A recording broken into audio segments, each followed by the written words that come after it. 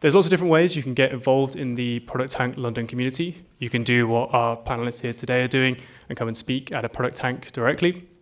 You can host, as Gate 1 are doing, you can host a ProductTank event. You can also write for Mind the Product, and you can also become a member of Mind the Product to access unique content. Just a little shout out that there is a Pandemonium roadshow coming up, which is going to be in London on the 20th of June. I have been told if you scan that particular QR code, it is a discounted rate for folks as part of the ProductTank London group. So I'll flash it up now. If folks also are interested in that, do let me know and we can share that as well at the end. Also, we do have our social media, so we have started using LinkedIn more often, as I know folks are engaging more on that side. So if you do want to engage there, if you do want to take any photos this evening and then like and kind of tag after the event, please feel free to do so. And finally, a massive thank you to our sponsor. So we're just going to have a quick word from our sponsor before kicking off the event this evening. Over to you, Gate 1. Give that one to you. Okay. Brilliant. Thank you. All good on digital? I think it's on. Brilliant. Let me know if it's not. So thanks ProductTank for letting us sponsor today's event. We really appreciate it. And thank you all for coming. It's such a huge turnout. It's great. So just as Sarge mentioned, we just wanted to sort of share a few thoughts. Who we are, what we do at Gate 1. Before I do, I'm Neil. I'm a product principal at Gate 1. And I'm Lewis. I'm also a product principal at Gate 1. Brilliant. So we are Gate 1. We are part of a network of agencies and consultancies within Havas. Havas is a global communications group. And so at Gate 1, we are a business and digital transformation consultancy, and we work with our clients to deliver meaningful change. So what that means is we work really closely by partnering with our clients who work across a number of different sectors like pharma, finance, retail, just to name a few. And we work with them to co-create solutions that address their business and technology challenges. We have just over 250 consultants within Gate 1, and we've got offices in London, Dublin, and New York. And it's not all Guinness in Dublin. We actually do some work. So what do we do? Well, a lot. We have an ecosystem of capabilities within Gate 1. Anything from transformation leadership and change management, where we help our clients adopt change throughout their organization, right through to sustainability in terms of delivering sustainability strategies to help our clients deliver their ESG targets. Now, Lewis and I sit in the experience and digital capability, which is all around discovering and delivering the best possible experiences for our clients and their customers. We have a number of different practices that sit within our capability, right through from strategy all the way to marketing to help our clients with their transformation journey. And Lewis and I both run the product and agile practice. And I'll hand over to Lewis to tell us a little bit more about that. Thanks, Neil. Just to tell you a bit more. So, as I'm sure everyone is aware, the rate of change right now in business is greater than it has ever been. I think the stat is 60% of jobs that exist today didn't exist in 1940. And 65% of students today will be in jobs that don't currently exist. So that's just kind of one of those stats that highlights how much the world is changing, how exponential this is, and how we need to be able to react to that change. And therefore, being empowered and agile as an organization is no longer an option. We have to transform to this way of working. And that's all about putting the power and the decision making in the hands of the people in this room, people in product, and having the ability to pivot and adapt to those changing needs. And that's where our empowered agility offering comes in. And what that means for us is we embed an agile culture and product mindset, and that's really about setting those foundations from the very start of the transformation journey. We organize teams around value, and then we create those empowered teams with that decision-making responsibility and give them the freedom to innovate. And ultimately, that then helps to greater speed to market, happier customers, and ultimately higher revenues for the organization. So then how that kind of breaks down into some of the services that we offer, we've got, starting on the left-hand side, product leadership, vision and strategy. So that's really about, at the very top level, like transformations don't work unless we have everyone bought in from the very top. So we've got to start here. And it's about transforming leaders from that command and control environment that we used to work in like waterfall and project environments. And there's still a place for that, in terms of the project. But really transforming to that empowerment and form of leadership. Product operating models. Then in terms of like delivery, really helping, we embed product managers, we put agile delivery managers and scrum masters, and also, really using data and AI to underpin that decision making. Lean portfolio management, so actually putting in those guardrails around how we operate all of the product portfolio, and making sure that that leadership do have some sense of structure in how we're delivering. Agile funding, same principle. And then finally, that kind of product and agile coaching, really embedding the capability within different organizations. And culture and Chagile. And Chagile is Gate 1's own trademarked agile change practice. It's really about just iterative change. It's not about getting to the end and then delivering it at the end. So that's a bit about us and about our Empowered Agility offering. And if you want to connect, this is mine and Neil's LinkedIn. Be happy to connect after this event. Thanks for listening, and we'll be back later on. Thank you. Thank you very much. Brilliant. Cool. Thank you, Neil and Lewis. So as they said, we'll be hearing from them again a bit later on for their exciting talk at the end of this session. But first off, in our stakeholder management topic, we'll be hearing from Alex over at iwoca. So without further ado, Alex. Thank you very much, Sarge. Cool. I keep looking up. It's quite a maybe right over the back there. Yeah, hi. Cool. So today I'm going to talk about the foundation of successful stakeholder management. And without jumping the gun too much, I'm going to talk about communication, which I think underpins a lot of that. I'm going to talk about 3 key points of communication with stakeholders. So it's August last year. I'm in the largest meeting room in my company office in London. I'm running a workshop. I've got all the stakeholders I need there. I've got the CFO, I've got the head of capital markets, the head of financial operations. I'm quite excited. We're there to solve a problem, and I think the workshop's going to go well. We're doing the warm-up, and I've got our CFO drawing pictures of cats. It's going to be a good workshop. But we're there not just to have fun, we're there to solve a problem. So my company, iwoca, we do small business loans, and the problem we're trying to solve at the moment is to do with, I'm going to call it loan account. So it basically defines kind of how the loans fit into accounts. So we give loans to customers, and they repay us back with loans and the interest. And so customers use our loans in very different ways. So they could take one big loan, they could take lots of small loans, or they could have 2 loans running concurrently. And so think of loan account as the way this is architected in the background. Right now, our loan account is good, but it could be a lot better. And so this workshop aims to solve that problem. So we're there. I brought a scoping doc. We're there talking through all the problems. We're looking at examples. Things are going well. We make some progress, and some solutions are coming forward. So we come away from the meeting with a few solutions.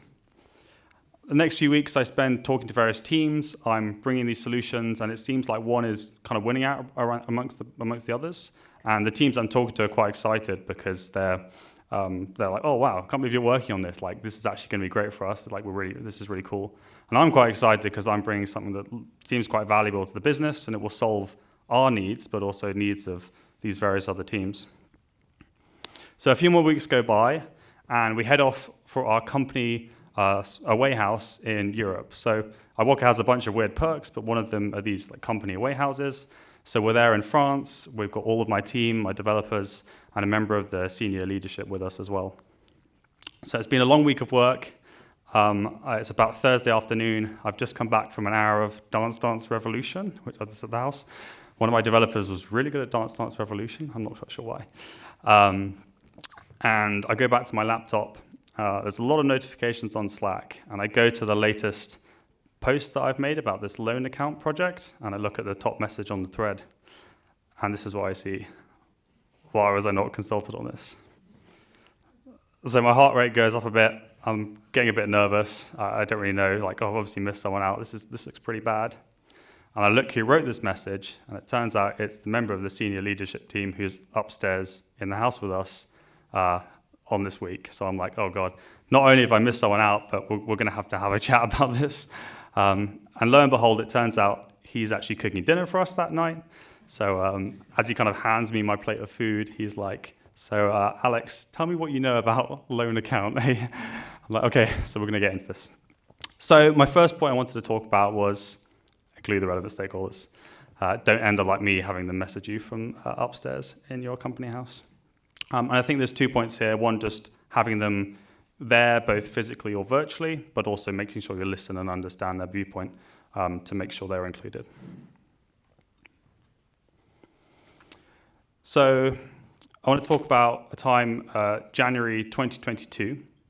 I was working at Samsung, and we're launching a bunch of new computing devices into the UK market in B2B. It's me and my manager, and we're responsible for kind of siphoning all the information from HQ and delivering it to the various teams in the UK. So that's maybe the marketing teams, the sales teams, the training teams, etc. Some of you may know Samsung have a security software called Knox, and that's named after Fort Knox.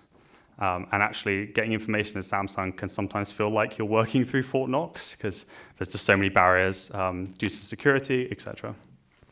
So it's me and my manager. We are working through to get this information. Unfortunately, we do have someone to help, and that are the stakeholders in HQ in Korea. So we have 2 stakeholders who are dedicated to help us. So the information we've got right now is very general about the products. It's January, and we've got a launch in April, so we've got like a 3-month window to get everything we need, and that's specific to the UK market. So, you know, the companies that we're talking to, they want to know sustainability information or information about manufacturing or life cycle assessments, etc. So we start out what we were doing before. We start with emailing. So we send lots of emails to our stakeholders in HQ, and things are going okay, but not great. So a lot of information is getting lost in the emails. A lot of misunderstanding, obviously it's second language because they're Korean, they're living out in Korea. So we do this for a bit, but it's not great. So we get to about 2 months before we need to launch. My manager and I pivot, so we start having some virtual meetings. So we're getting up at 8 a.m., having like an hour and a half call, and it's getting a bit better, but we realized the problem wasn't really the understanding, the problem was actually they didn't have the information at the time, and they're having to go to other teams to get it. So it's now a month and a half till we need to launch, and we pivot again. So we create this spreadsheet. Samsung loves spreadsheets. And we have lots of the information we need, and we have kind of the clear what and why from our side. And we have a big gap, which we hope HQ is going to fill in. And what ends up happening, we send this spreadsheet to HQ, and what ends up happening is they end up distributing it to the various sub-teams, gathering all the information, aggregating it in HQ, and then sending it back to us kind of in one go. And we iterate a few times, but you know, in a week or so, we have all the information we need, and it's great. On the back of this, we end up creating a bunch of internal decks. So like, here's the sustainability information for these computing. Here's kind of the rugged spec of these computing devices. And the sustainability one ended up being found by the European team, and they were like, how have you guys got all this information? Like, we don't know where you got it from. So they ended up sharing it to like all the other EU subsidiaries, just basically from the back of this process. So my second point I wanted to talk about was explore how information is shared and maybe think about the stakeholders you're talking to, particularly ones perhaps cross-culture or cross-border, and think about other techniques you're using right now the best you could be.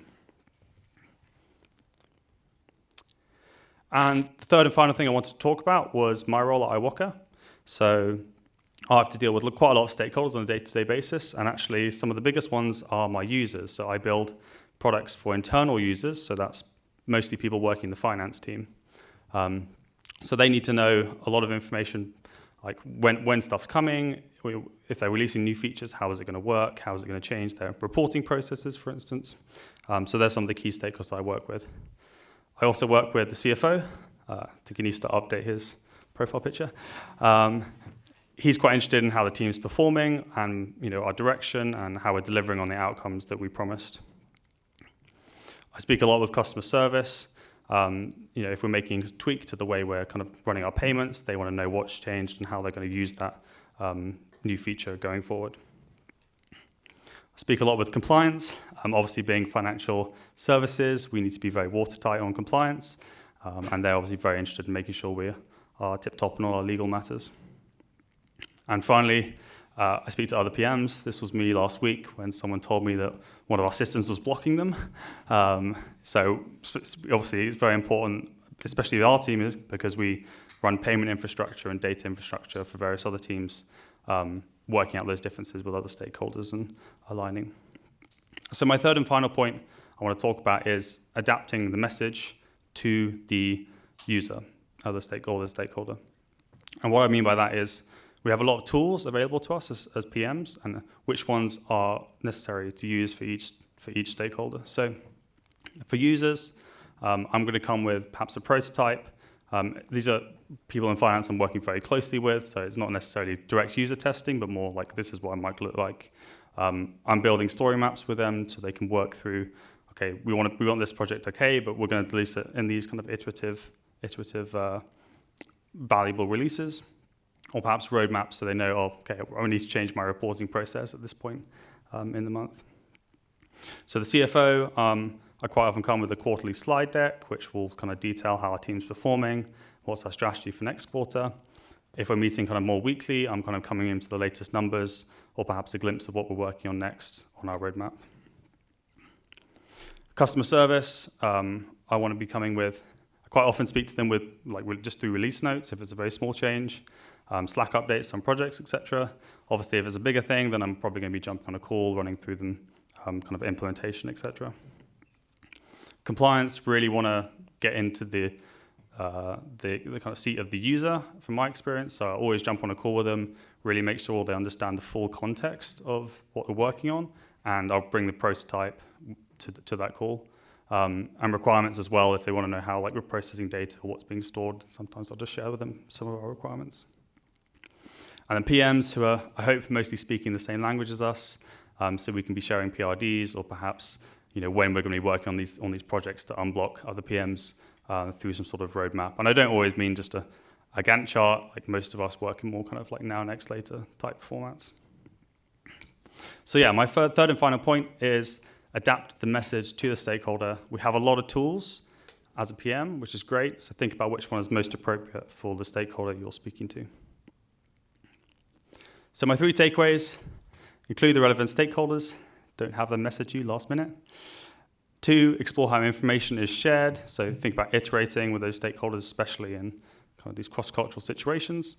And finally, adapt the message to the stakeholder. Think about the tool you're using. Is it the most appropriate one for the stakeholder? And finally, one of my favorite quotes from Mark Twain.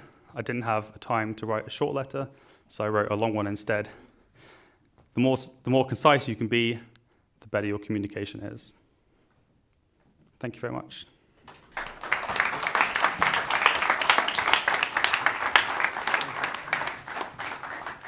Fantastic. Thank you, Alex. Three great points there that you've shared with everyone, and we'll cover those as well again. So I think just so folks know, we use Slido at these events to capture Q&A. So if you want to take the opportunity to scan this now or jot down this code, you can then ask questions directly into the Slido tool or app. And then at the end, we'll have the opportunity for folks to vote and upvote on particular questions. and we'll make sure that we try to get as many as possible in the Q&A. So if you have any questions specifically for Alex, please feel free to start kind of adding those in now, and then we'll flash this slide up again throughout the rest of this evening. Okay. For anyone who hasn't captured it, I will share it again. Brilliant. So enough from me again. Let's get on with this, and I think straight over to Olha from Meta.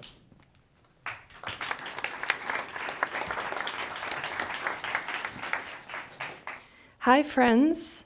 It's an honor to me to speak at my favorite event in London, favorite meetup.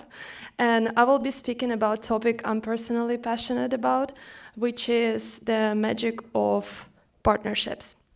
A few words about me. I spent more than 10 years working across both small, medium, and large companies, always somewhere in between product and partnerships. Currently working with Meta Reality Labs team here across the road on King's Cross.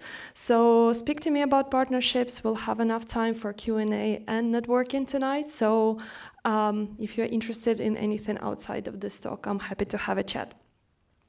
So when I was prepping for this, for today, I tried to do my decent research and see what's out there about partnerships. And I found the answer of why I often felt like these guys on the left picture. And the reason why is because there is really no formal education around this, and there are pretty much no frameworks published, no formal ways or unified ways companies are running partnerships. So most of things I will be presenting today are based on my lame mistakes. I did try to pull out reliable data, but a lot of things I will be sharing are generally my learnings and tips I'm personally giving you. So the topic of the meetup is managing stakeholders. Just to specify, we will be speaking about external stakeholders, meaning external second-party, third-party partners. And I mentioned data, so just to answer the question of why does it even matter to speak about this today, partnerships form a very important pillar of tech business. Some of the stats you see on the slides signal that 95% of Microsoft commercial revenue comes through a partner ecosystem. 94% of B2B leaders expect revenue increase directly attributed to partners ecosystem. Yet, 60 to 65% of strategic partnerships fail. Partnerships also make it a lot to loud news headlines. These are some of them, the recent ones I could pull out through the last months, which also signals that it is quite a top of mind for many tech companies. When we say partnerships, it's quite a vague term.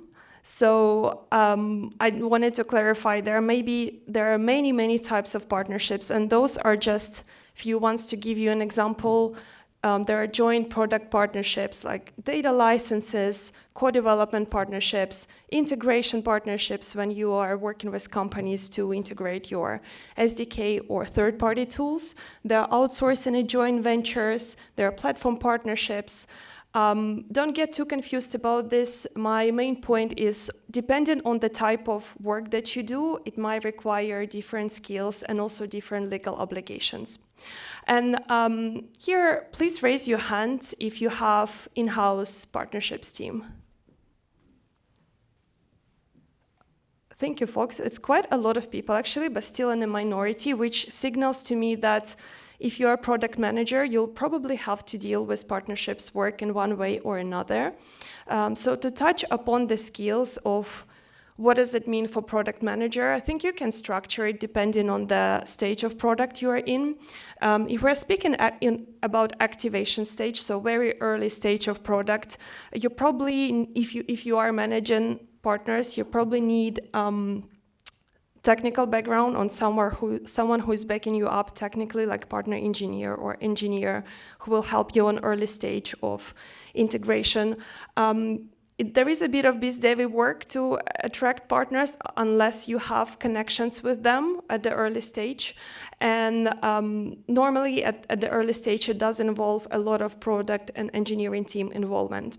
If we're speaking about the kind of a middle, like market fit reached stage, the skills that you would need are more of like a growth product mindset, building ongoing support system, kind of a self-serve one, and strategic planning for the mutual partnerships. And last one is normally the scale part, when you prove the market fit, when everything works as expected. And this is where you would need a bit of marketing skills to scale the learnings, build frameworks for new upcoming partners, and build some sort of a system, tiering system, to differentiate what kind of support you are providing to all the partners that you have. This is a visual representation of what I just mentioned. So basically, the closer you are to activation stage, the more technical you probably need to be for managing partners, and the less marketing skills you need. And the opposite, the closer you are to scaling it, the more you will be leaning into proper documentation, marketing frameworks, and tiering structure. Let's also look at it from the partnerships timeline point of view. At the stage of the kicking off of any partnerships, some of the main mistakes that I personally discovered are, number one, cherry picking big and fancy name. That's probably the most common mistakes I encountered with the product team. The slide that I've showed you around the news headlines, it can be very misleading, because majority of the partnerships that you make, the meaningful ones, probably will never make it to news. And this is something that is good to realize at the starting point. And my personal recommendation would be always to pick mid-size, more scrappy, flexible companies if you are at the starting point, the ones that are more receptive to feedback, rather than big and fancy names, which are a lot of times very hard to move with at the early stage. The second one is connecting with over-engineering legal work. When you work with partnerships, legal team is your best friend, but there is a tendency of substituting the trust point with a huge checklist in the legal document. And what I personally learned is people are very smart, and if you don't have a trustworthy partner, they will make their way around the checklist and still deliver average quality of work. So it is important, but it cannot really insure you if you don't have a trust towards a certain company. And the third one is underestimating role of analytics. Analytics is something no one wants to speak about at the first stage, because this is quite a heavy lifting part of work, and Alex spoke about sharing data. I personally have been to a situation where you end up launching a fancy project and then figure out none of you see a common sense of truth, and it's kind of impossible to have it as well. So it ends up being not sustainable long-term and brings a lot of problems to everyone. So doesn't mean that it should be a huge roadblock, but it's something to think about at the early stage, because it can be a lot of work later on. Some of the tips from me come from the stats that at least 35% of partner management work is spent on partner discovery. So my tip is do not save time on just getting to know the company, meaning getting to know their business planning frequency. How do they report to their leadership? Do they report yearly, quarterly? Because that will signal you when do you need to deliver results. What is the time buffer they have to prove value with the work that you do? What are their goals? What are their reporting dynamics? What keeps them awake at night? One important thing people forget is what gets them promoted inside the company can give you a lot of insights into why people behave certain way. So if you have a trustworthy relationships, it might be worth asking of like how do they get their teams measured. what makes team anxious culturally sometimes. And last tip from me is be honest before being inspiring. As a product manager or partner manager, when you're passionate about product, it's easy to indulge into inspiration and just kind of overselling it a bit. So this is not the moment to do that. My personal view is being honest at the start is gonna pay off later on. How to make people fall out of love with you is definitely bad attitude. Some of the most common problems I've seen is treating your external stakeholders as like the executors of your big ideas that you have. Let's not forget there are businesses and like there are more partners and less of the executors of the plans that you have. Assuming bad intention at the start seems like a simple common sense, but may make a big difference. And underestimating personal risks actual person you speak to takes when deciding to work with you. It's important. Midway tips, let's say you kicked off partnerships, what do you do next? I would say the most important thing is predictability. When you're already full speed working on a project, predictable communication rules between companies. What's your honest response time? What are your yearly events? How do you engage with them? So they would expect certain communication touch points. Simple thing, but really does save a lot of stress to anyone. One-stop point of contact, from my standpoint, is important. Many people can be involved at the kickoff start, legal team, compliance, but it does have to narrow down and centralize when you start working together. And as I spoke about analytics, what's important is the habit of exchanging insights and data and not just doing it once a year, but like actual habit of exchanging it keeps the train going and does make a big difference at the end. So what happens next? Let's say you launched a successful project together. A sad statistic, 45% of executives think that the biggest challenge is keeping partnerships active and alive after you've done project together. The reason behind it is because it's so expensive to establish relationships. As I mentioned before, like so much time is spent on learning about each other and building that relationships, building that trust. So when you actually launch something, it's kind of a waste to say goodbye and just stop working together. So from my experience, there are two ways it can go. If you decide to keep an active partnerships, it might be worth spending time learning about the company's roadmap for the foreseen future they plan and look for new growth opportunities, expanding to new verticals, whatever makes sense at that point, but mostly like looking into their planning and how can you be helpful. Or if there is really not a room for that, it's important to put like a passive passively sustaining partnerships, which means maybe changing the communication structure into more of like B2B marketing events, engagement events, where the inspiration and the passion that you have towards product can take place, and you will update them about the plans that you have, but in a less invasive way, but still keeping them engaged and kind of like at one handshake.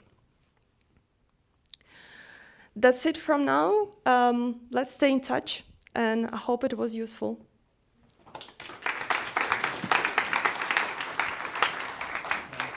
Thank you. Are you folks ready? Yep. Alrighty.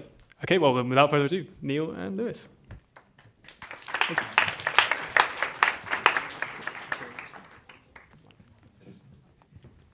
So Lewis and I wanted to share some personal experiences building effective stakeholder partnerships with some of our clients in order to land change successfully throughout the product lifecycle. Now, when we first got the topic of stakeholder management from ProductTank, we felt a little bit like this.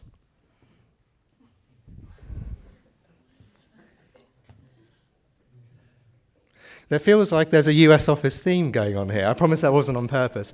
I'm being facetious. We didn't quite feel like that, of course. No. But, there's a little bit of truth to it, right? Because, we know what stakeholder management is. We know it's really important. But there's often this negative connotation associated with it. Sometimes we have these feelings of anxiety, stress, doubt when working with our stakeholders. And that needs to change. It needs to change because if we have those negative feelings when working with our stakeholders, we're not going to be able to work with them effectively.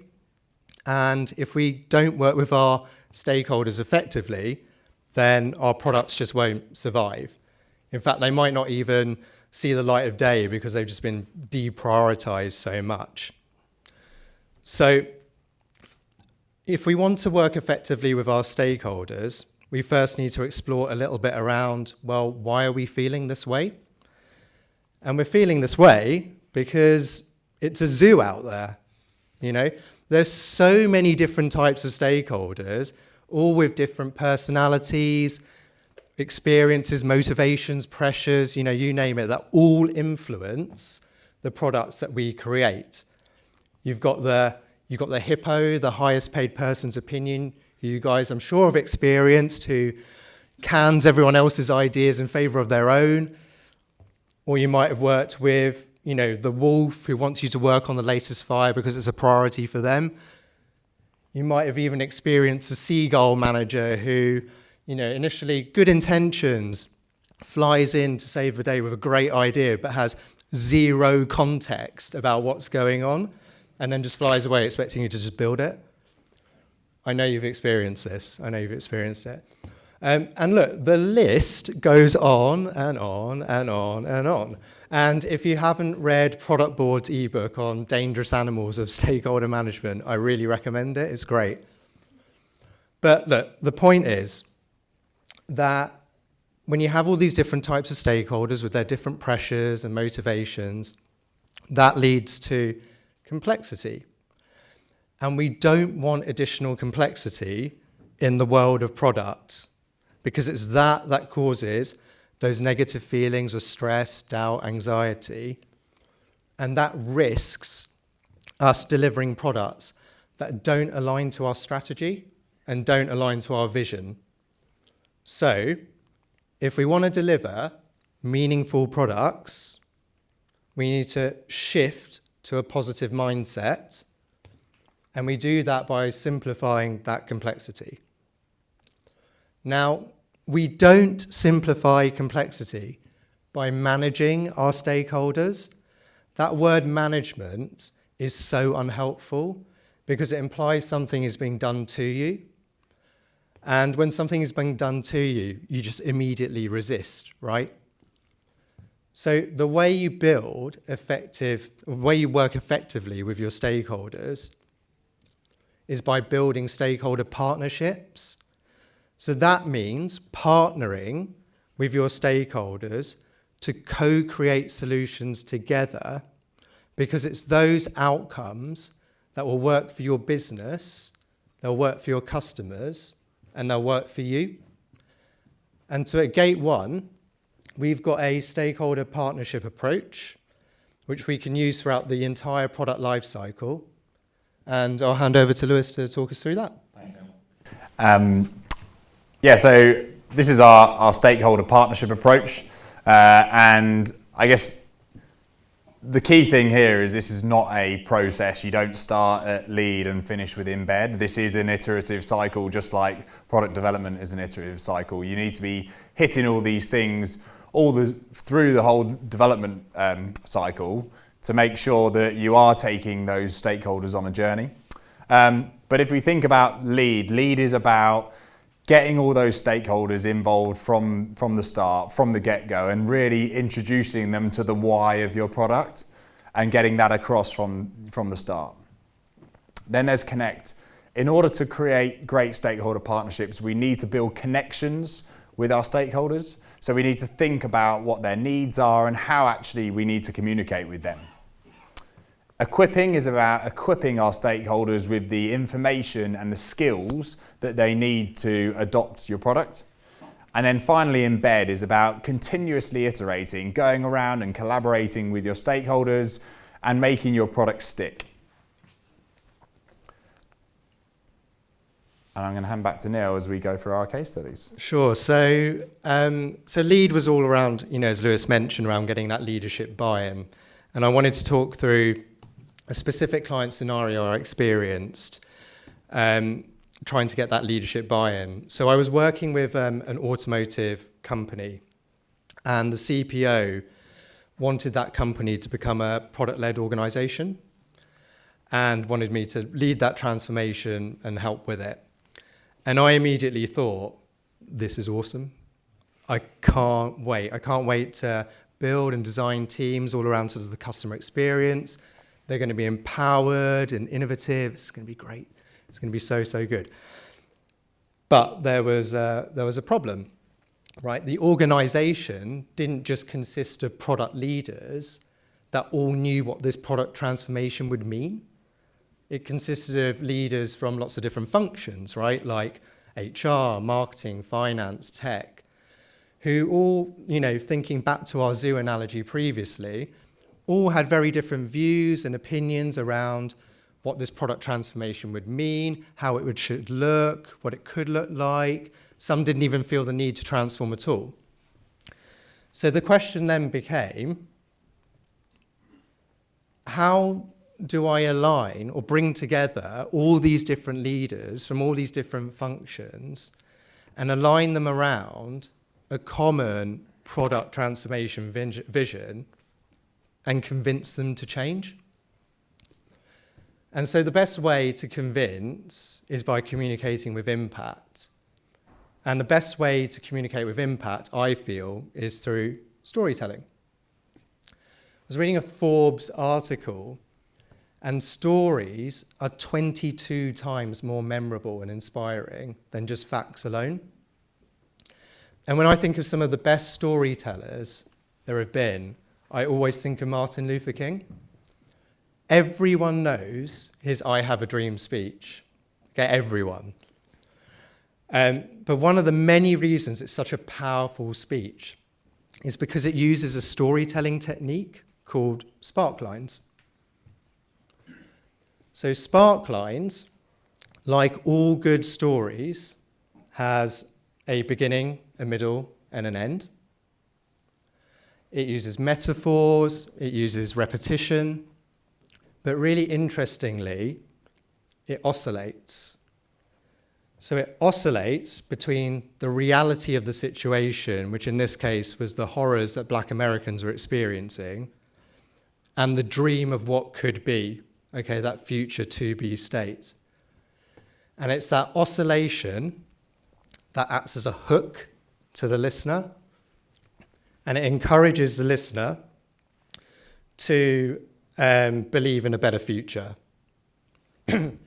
So that's exactly what I did. I brought all these different leaders together. I partnered with them, and we co-created together a new product transformation vision that would lead to that better future. So we asked ourselves, what's the current situation? What could be our future? What's not changing? How do we get there? What if we don't change? And what's in it for me? Do you want to hear the story? It's a good story. A few heads are nodding. It's a good story. Well, you can't. It's client confidential, so you can't read it. But the point is that using that sparkline storytelling technique was a really powerful way of bringing different leadership groups together from various areas of the organization to create a common vision that was consistently shared throughout the organization to support with that transformation. And I'll hand over to Lewis for Connect. Thanks, Neil. So yeah, Connect. As I said before, Connect was all about going a bit deeper to really understand who your stakeholders are, what their needs are, and actually how we need to communicate with them. So just to paint a bit of a picture, so the case study, I was working with a large European airline and went in there to deliver transformational new revenue management capability. But the challenge we were facing into was it was an immature product organization with a complex stakeholder landscape. And added on to that, lots of change going on across the business. So lots of people vying for time with stakeholders. So I guess the question that I was faced with was how do I gain, particularly as a consultant coming in, no context, pretty cold into the situation, how do I build that trust and rapport with a variety of stakeholders quickly to be able to land the products as and when they're ready to deliver? And for me, this is a standard place to start, right? Is you do your stakeholder maps, and whilst I see lots of value in these, and we can kind of put the people in to manage closely, but I think the key thing about connection is going beyond these frameworks and actually going a bit deeper and thinking about who the people are that we're connecting with and who the stakeholders are. And how I like to do this is using social styles model. So some of you may have seen other versions of this, personality types, HBDI, Myers-Briggs. They're all kind of themes on the same thing, and you can use whatever works for you. But ultimately, it's about trying to understand the style of both yourself and the stakeholders that you're communicating with to understand what their preferences are. And so this was from David Merrill and Roger Reed, and on the horizontal axis, you've got assertiveness style, so do they ask or do they tell? And then on the vertical is responsiveness. So do they tend to be quite controlled and reserved with their emotions, or do they display emotion? And actually, they tend to be a bit more of a emotive person, relationship builder. And by plotting and thinking about those traits in someone, you're able to then put them into one of these 4 quadrants that then has one of these social styles. And it's important to note, people don't just stay in one of these boxes and that's it, that's all they do. Actually, people kind of move between the boxes, and actually the best thing to do is to be able to flex into different boxes depending on your environment. But so, thinking about my client situation, I was able to think about my client on the left here, which was my main client, who was super amiable. So they were all about relationship building from the outset. It was all about building that connection, chit chat, building that rapport early on. And that's, great person to work with in many senses, but also they tend to struggle with like making quick decisions, and that's probably where you need to help them a bit. And then on the other side, I had a client working in the same space who was super analytical, like needed all the detail, all the data, all the logic behind that. So actually just understanding those different types of people, I was able to then change my communication style. So, really thinking about using emotive language, even in kind of slides and comms with my amiable client, whereas with the analytical client, it was way more about here's the data, here's the KPIs, and actually giving them space to take that away and understand what they've been looking at. But actually both of these but sitting on that R side, needed help with making decisions and driving those decisions because they like to take a bit more time. But I think the key point here is actually just being human. So thinking beyond the stakeholder maps and putting people into a box, but actually just thinking about who people are and actually building connections with them. So then just moving into equip. So this is about giving our stakeholders the information and the skills that they need in order to adopt our products. And so this client example, I was working as a product manager, delivering a new intranet to a global insurance company, which had 2,000 employees. And the challenge here was actually getting people engaged with a new intranet that was being delivered across 60 countries, lots of different stakeholders, and each of those countries had their own kind of head of country that also needed to be engaged and also needed to then help with the the take-up of the product. So actually, how do you equip key leaders in each of these countries with the understanding that they need? And now, we don't want to be leaving our stakeholders in the dark. That's a quick way to lose their trust and they don't know what's going on with the product. And there's many ways we can do that. Stakeholder one-to-ones, through our development cycle using sprint reviews and product councils and things like the sort. And then eventually when we get into delivering our products through knowledge sharing and training. But actually what we don't want to do is just fumble our way through the process, and actually sometimes it's a bit retrospectively, we're like, oh no, we haven't told this person, we'll have to go back and do that after we've already done the release. So actually it's a bit boring and it's not the most shiny thing in the world, but we need to do plans and we need to think about our comms and engagement plan, and this is a working document, right? So you start from the very start, you think about through the product stages, product life cycle, and actually what are the key messages and what are the objectives that you're trying to get across, but also then thinking about that in the audience and who are those key people, referencing back to the stakeholder maps that you may have created at the start, actually cross-checking and making sure that you've included everyone at each of those stages. And actually in this example, we were able to really engage all those leaders in different countries, understand their needs from the outset, and then really get their buy-in as we then started to release the products later on. So key message here is don't let comms and engagement be an afterthought. Plan it up front, use those plans, and keep it as an iterative document. I'm going to hand over to Neil for Embed. So just for our final example for Embed, we wanted to talk through how to sort of get stakeholders to adopt that change throughout the product life cycle. And so the client scenario that I was involved in was working with a major airline company. And that airline company had an objective, and that objective was to create these high-performance product teams. And so, myself and some of my team members started designing and delivering high-performance mindset training to those product teams. And, it was really interesting training. It's all sort of around sort of growth mindset and continuous learning habits. And, it was going quite well. We were getting some positive feedback, started to see improvements in product culture, which was really important. But there was a problem. There was over 100 product teams and very few of us. And so the question then became, well, how do I embed this high-performance mindset across such a large stakeholder group, which are the product teams in this scenario, and sustain that change over the long term?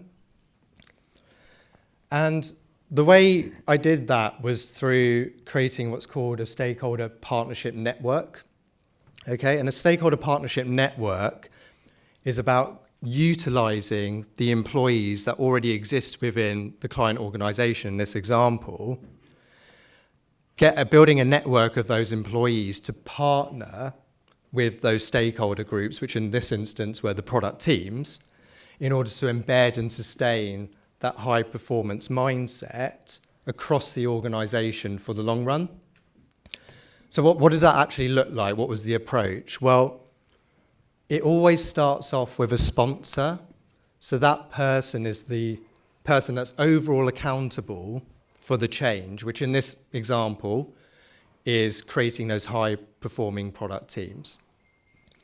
Now, the sponsor needs to share that objective to another stakeholder group called the champions.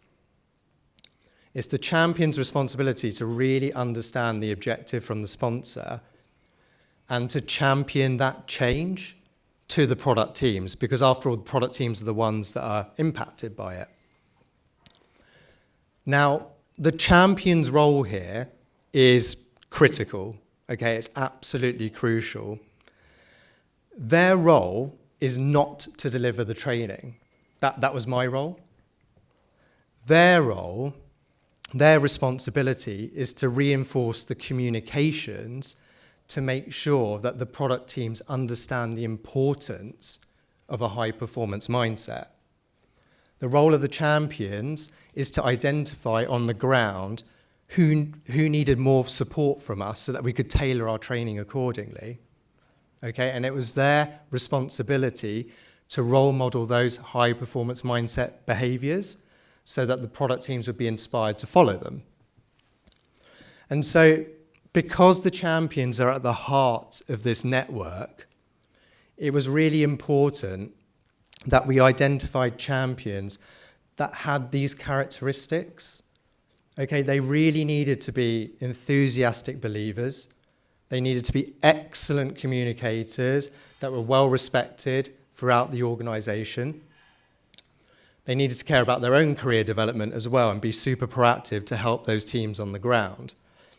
And what we found that by being very prescriptive in terms of who we chose as those champions, we were able to achieve these outcomes where we could increase our reach across all those product teams.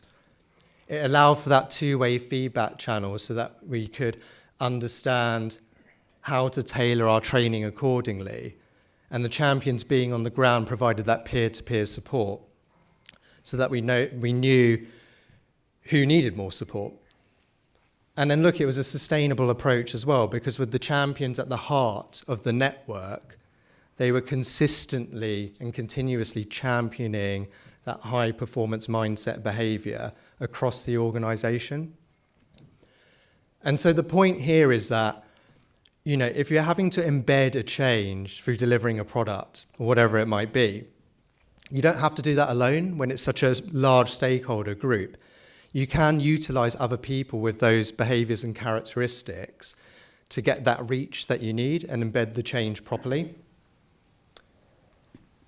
So, takeaways. Yeah, I won't take too long on this. It's don't want to be stuck between you and the beers. So, the key takeaways are it's complex, right? As Neil said, it's a zoo out there. So, and there's no silver bullet here. So you've got to try different things and see what works for you. Partnerships over management, as Neil discussed.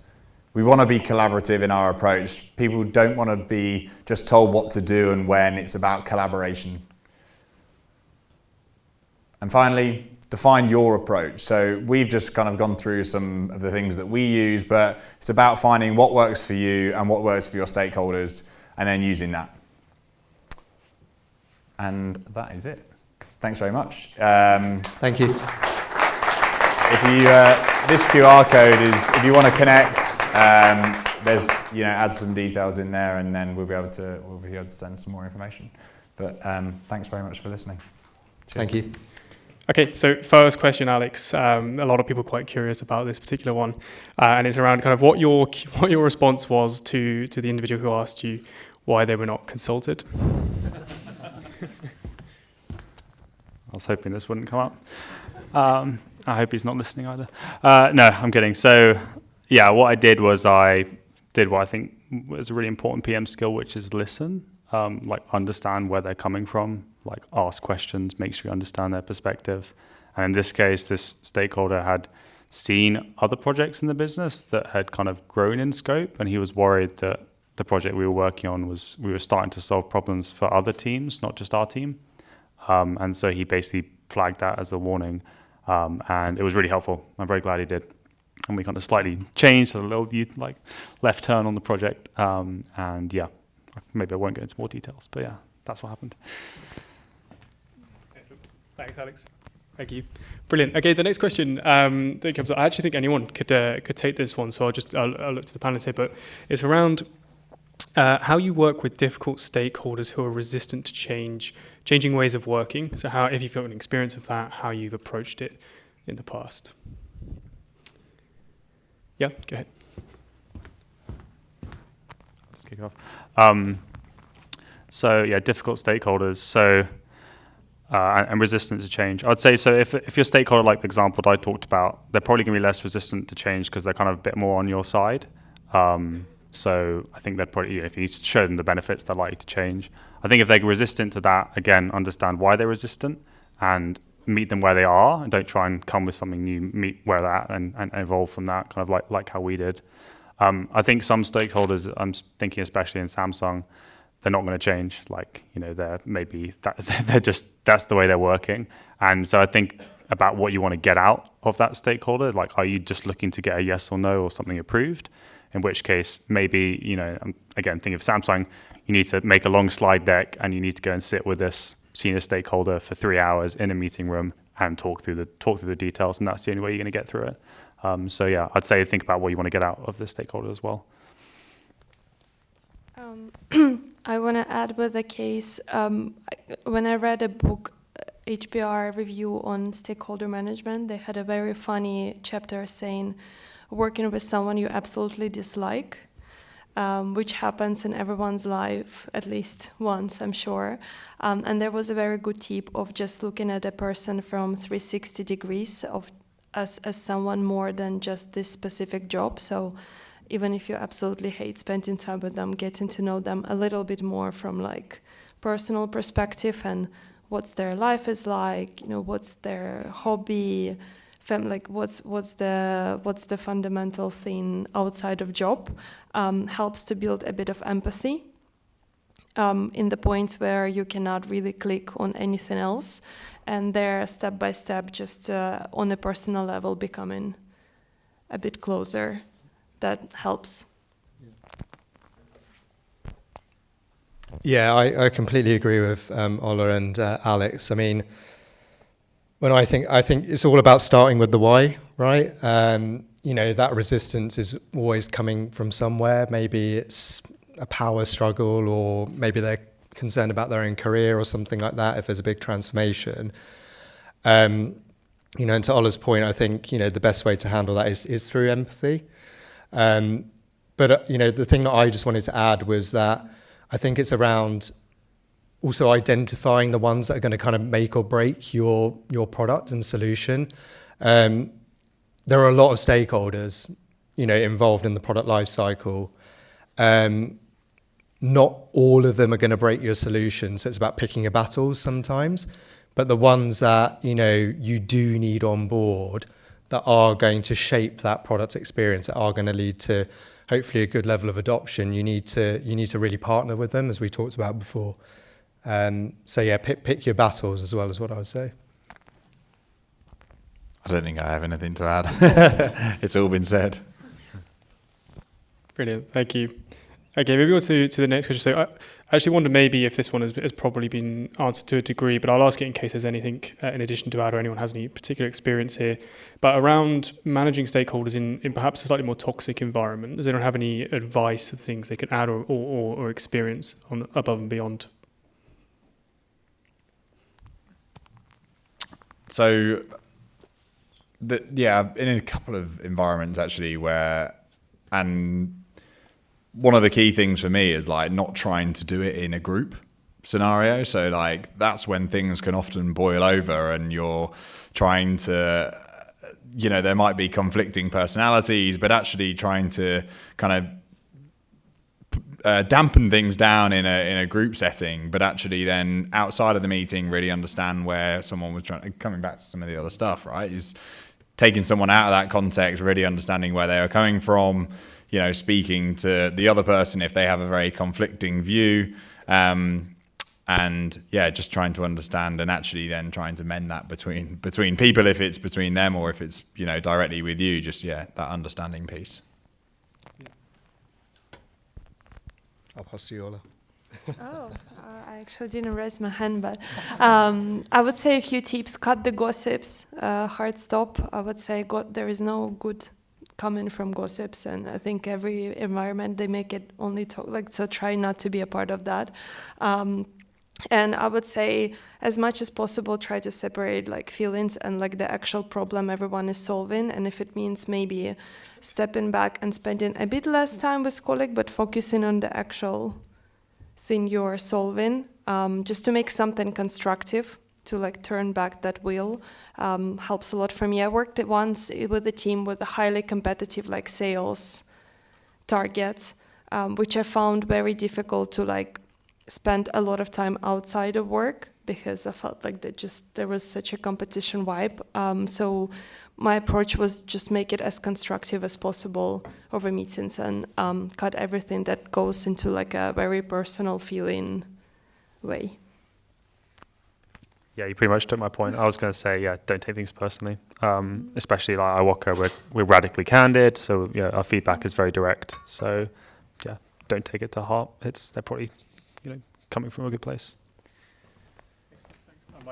I'll stay over here because the next one actually is for you. But again, I think everyone has the opportunity to add to this. But you mentioned, Alex, in your particular talk around making sure that you included the right folks in the room together with you and make sure you identified all your stakeholders.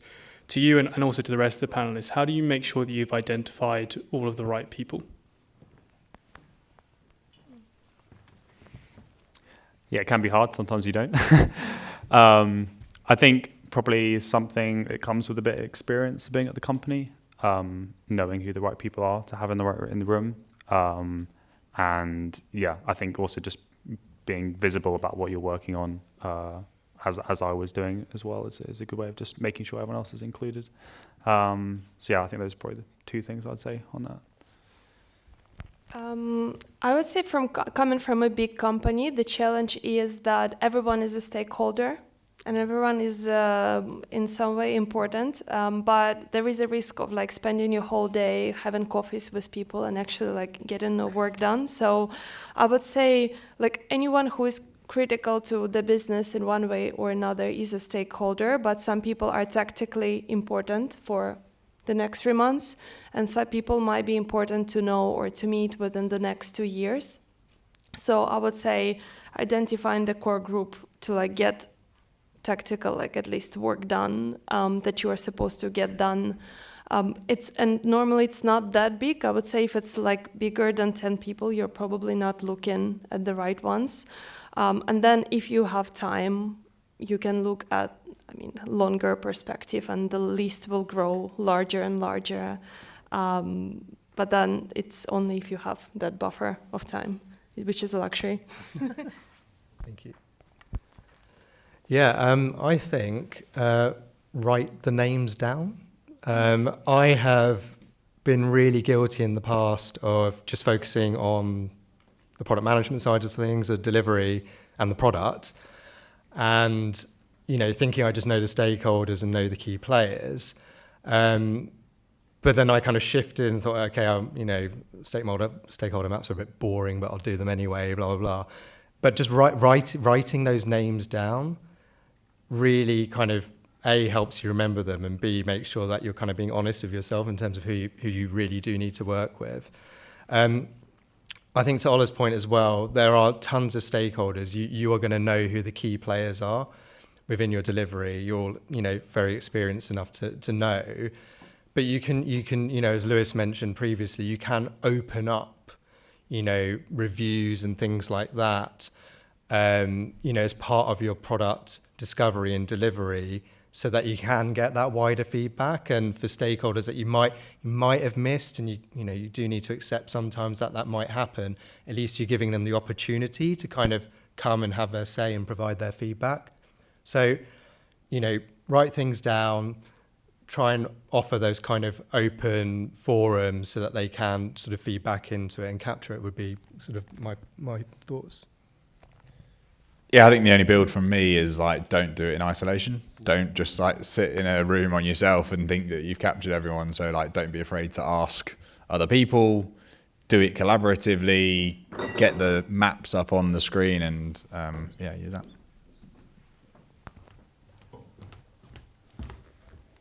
Excellent, thank you. So I think we've probably got time for a couple more questions. Folks may have noticed I've skipped a couple. I think please come and find these folks at the end in the networking stage if you've got very specific questions.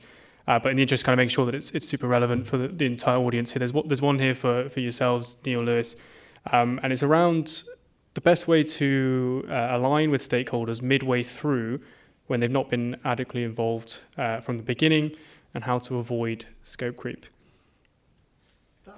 That's a horrible question. Never get you there. Yeah, never happens. Gosh, that's a challenging question.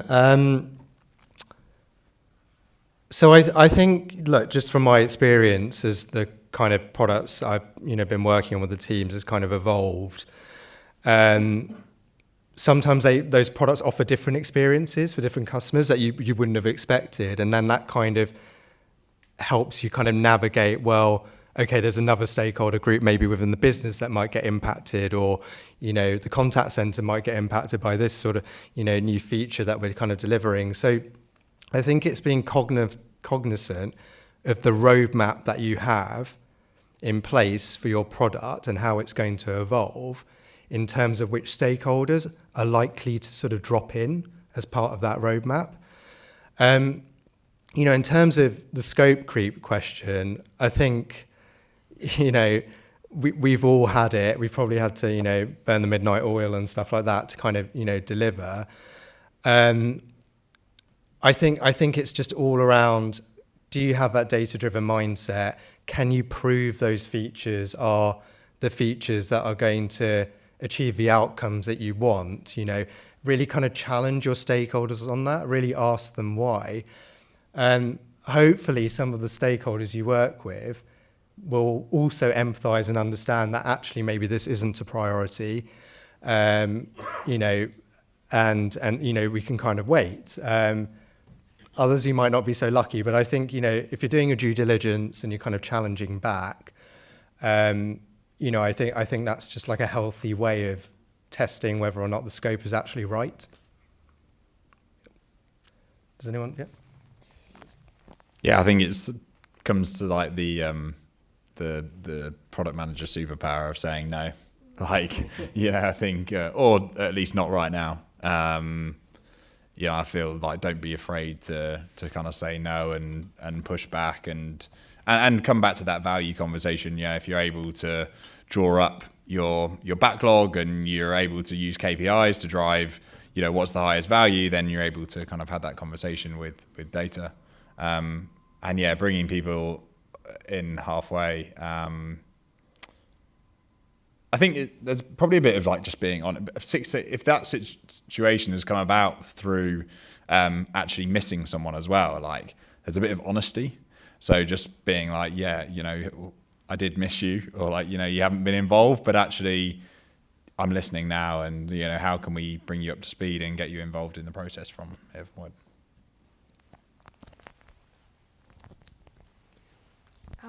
From my experience, I think the worst thing to do if you're thrown somewhere midway where things are screwed is get defensive and do things like, oh, it wasn't me, it's not my fault, so don't complain to me. That's the worst thing to do, because you always speak on behalf of the company, right? So you inherit relationships and you inherit mistakes equally.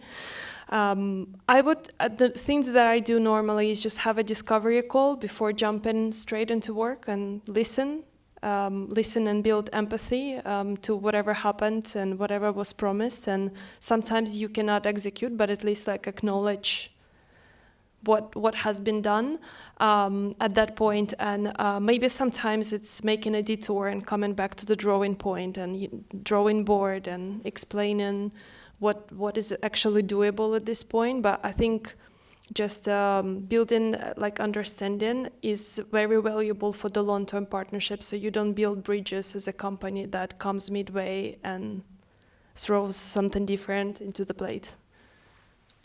No, that's it. Did you want to add things? Oh, no. Okay.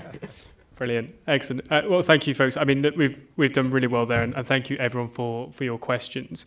I just want to take a quick moment as well to say thank you again for Gate 1 for hosting us tonight, and also please another hand for all of our speakers this evening.